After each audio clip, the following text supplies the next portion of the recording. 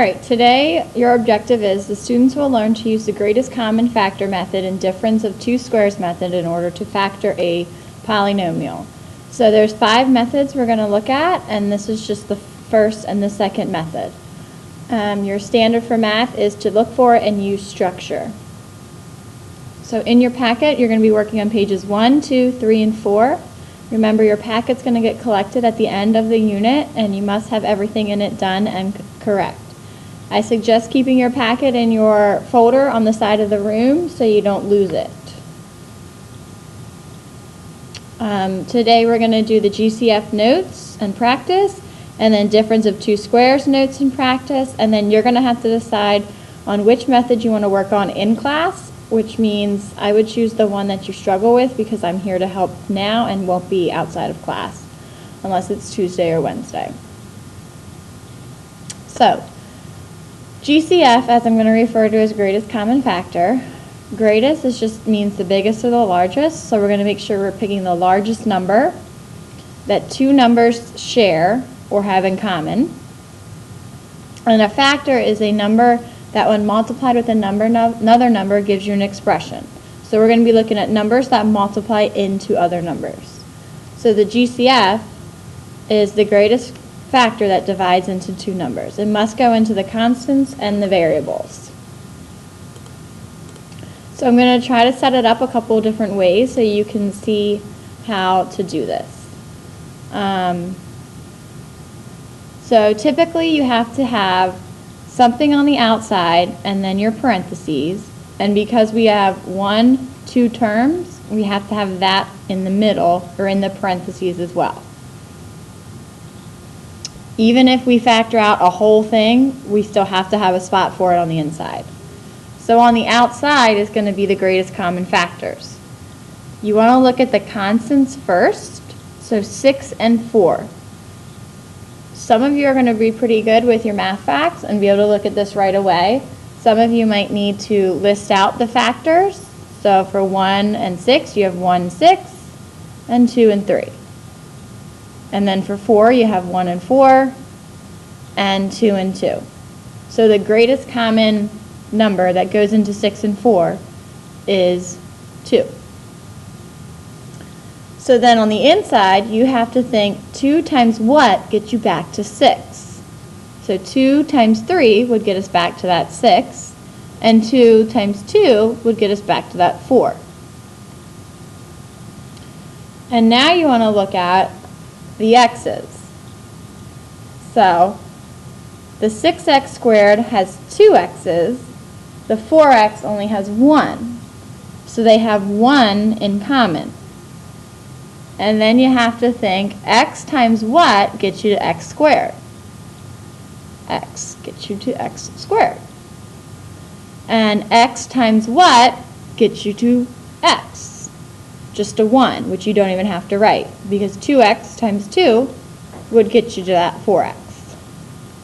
Okay? So notice that there were 2 terms to start, so there's 2 terms in our parentheses, and there's always going to be something on the outside. So we'll practice a couple more. So there's going to be something on the outside, 2 on the inside, and you're going to use the same sign that is given. So up here we had a plus sign, so you had a plus sign. Here we have a minus sign, so we have to put our minus sign. Okay, if we're looking at our constants, we have a 2 and there's a 1 there. So the factors of 2 are just 1 and 2, and the variables of 1 are just 1 and 1. So the greatest common factor is just 1, which you don't really have to write.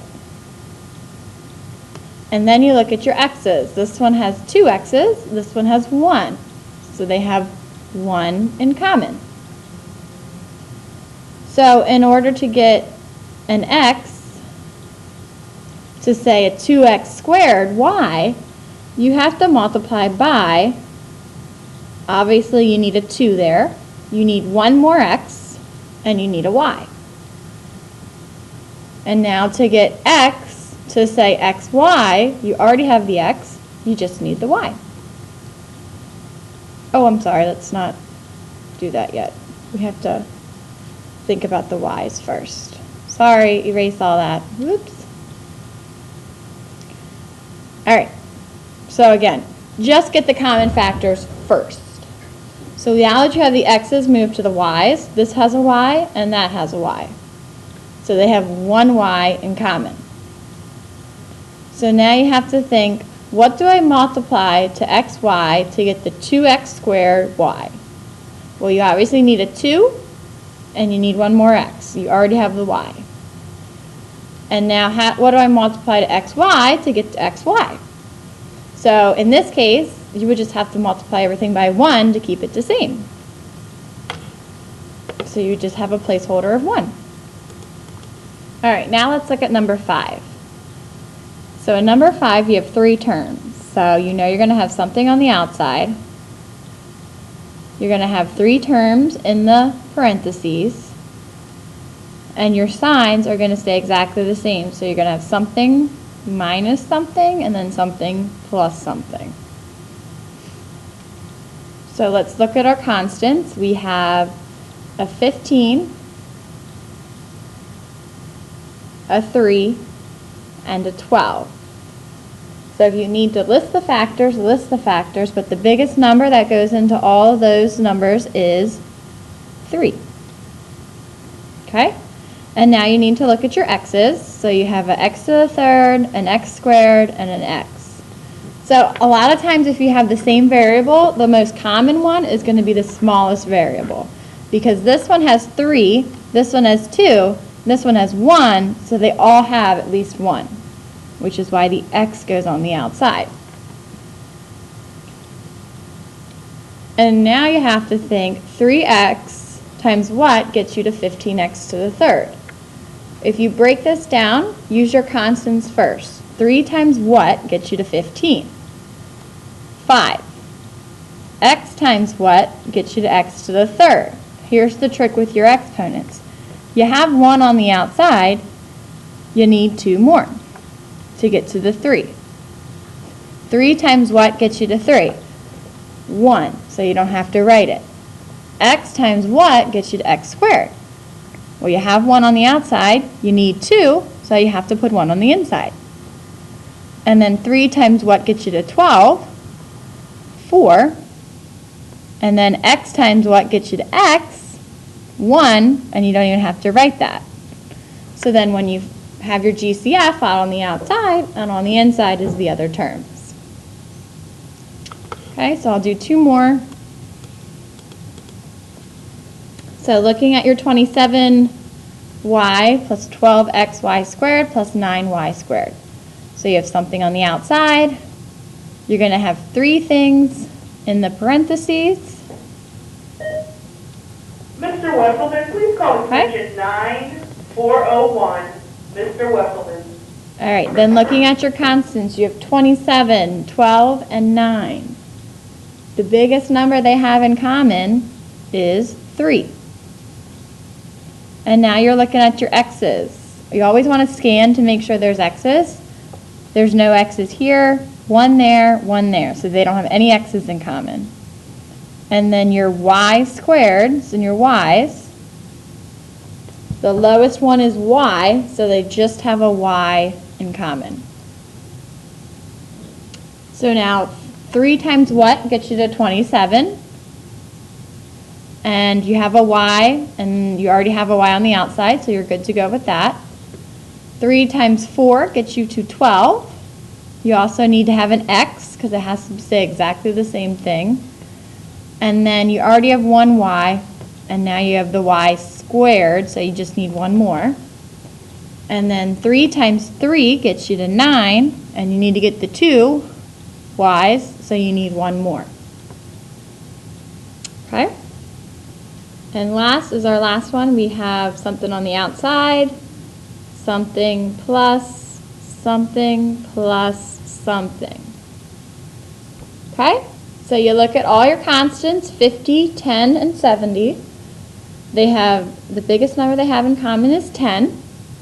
Now you look at your x's. You have an x, nothing, and an x. Mr. Wesselman, So they all don't have an x. So they have Mr. Wesselman. They all don't have an x, so none of them have an x in common. And then you look at the y's. A y squared, a y, and they don't have a y. So they don't have any y's in common. And now you look at the last variable, which is the z. They don't have any z's in common. So the only thing out on that outside is 10. And now think 10 times what gets you to 50? 5. And you need all the stuff that comes with that 50. So you need the x squared and the y. And then 10 times 1 gets you to 10, but you need the y squared. And then 10 times 7, but you need the x and the z squared. Okay? So the reason why we do the GCF is because if you were to actually go and multiply these through, if you were to do 2x times 3x, you would get 6x squared. And if you distributed the 2x to the 2, you would get plus 4x. So we're writing the same equation just in a different form. So xy times 2x would just be 2x squared, because you add your exponents, y, minus xy. So if you were to go back and multiply and distribute your numbers, you would get back to your original. That is a good way for you to check. So your goal is to complete the problems on the back. There's a couple I want to star. So if I want to star number 10, because this one has nothing in common. 18, 3, and 4 have no number in common. There's no variables in common. So that's what we call prime. If you can't multiply anything out, then you have a prime factor. Number 14 is also like that because 7, 5, 19 have nothing in common, and then they don't have any variables in common. So there's one more on this page that is prime, so you're going to want to find that and write prime for it. So you want to make sure I would pause the video and work on some practice before moving on to difference of two squares. Okay? All right, so difference of two squares is used. Rob Tucker, please call the main office. Rob Tucker, please call the main office. Difference of two squares. Difference means you're subtracting. So you are subtracting two, obviously, perfect squares. So which is why we tried to kind of reinforce in the beginning of last class that these are your perfect squares. You want to kind of be on the lookout for them, and I would have them memorized. Okay? So, to do the difference of two squares, your rule is you're going to square root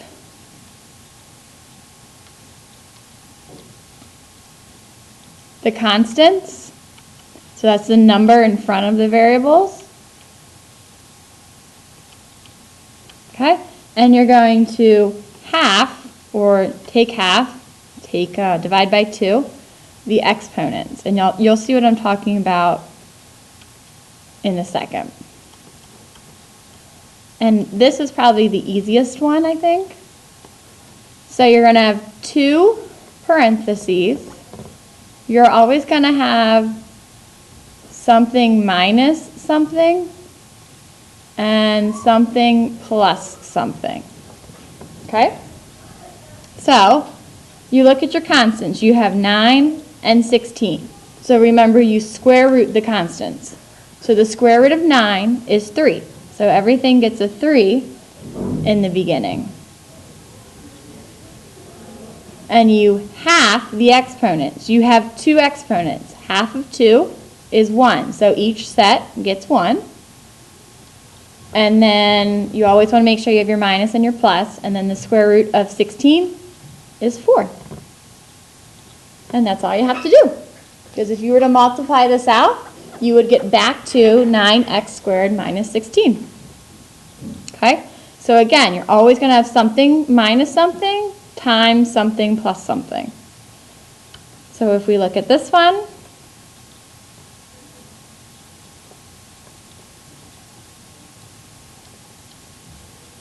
Okay? So you look at your first term, you have a 25. The square root of 25 is 5. It also has an x with it. It has 4 x's, so half of 4 is 2. So each set of parentheses gets 2 x's. And then 1 is another constant, and the square root of 1 is 1. Okay? All right, so looking at 100.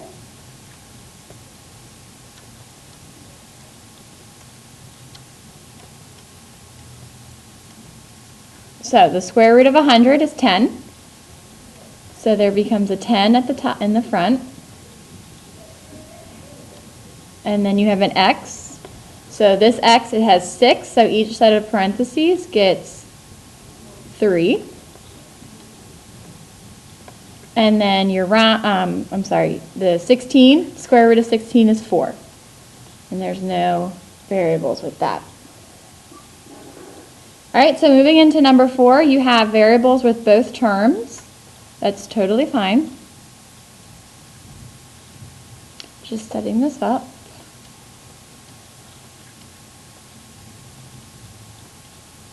All right, so square root of 100 is 10.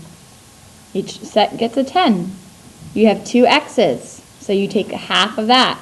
Each one get an x. And then you take the square root of 9, which is 3. So each set gets a 3.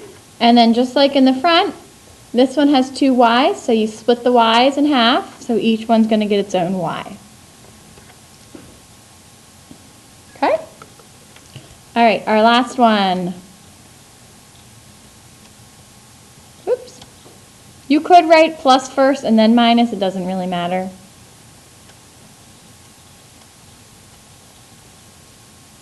And I like to just use these to know I have to have something there. So square root of 36, 6. There's 2 f's, so each parentheses gets an f because you split the exponents in half. Square root of 49 is 7. And then there's 6 g's, like a g6, so then each set gets a third. Gets 3. Okay? So the trick to know when to use difference of two squares is to look for the perfect squares. That's why it's nice to have them memorized. So what you're going to do is you're going to flip over to page 4 in your packet. You're going to do all of these problems. Now, I will give you a hint. It's including the difference of 2 squares. So any problem that does not have a difference of 2 squares, so say you have an addition of 2 squares or the sum of 2 squares, you cannot do. So for example, number 10 is one of those because this means you're adding and difference is subtracting. So that's where you just put prime.